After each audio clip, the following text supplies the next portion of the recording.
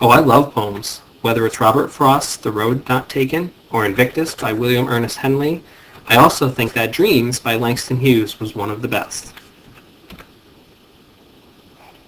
He was a great American poet from the Harlem Renaissance.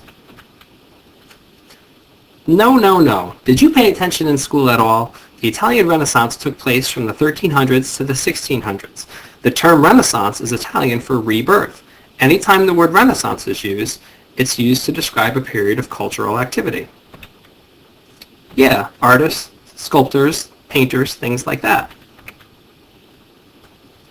Well, the Harlem Renaissance was a period of increased pride and artistic activity throughout the African American community in the 1920s. Writers such as Langston Hughes and Zora Hurston were active during this time.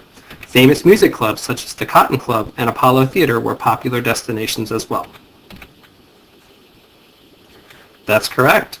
During the industrial era and World War I, many African Americans left the South and moved to major cities because that's where the available jobs were. Harlem became one of the largest African American communities in the country.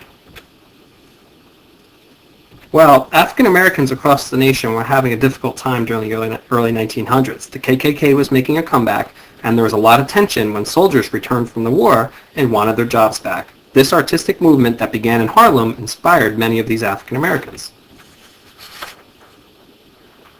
Well, take Langston Hughes' poem Dreams, for example. Hold fast to dreams, for if dreams die, life is a broken-winged bird that cannot fly.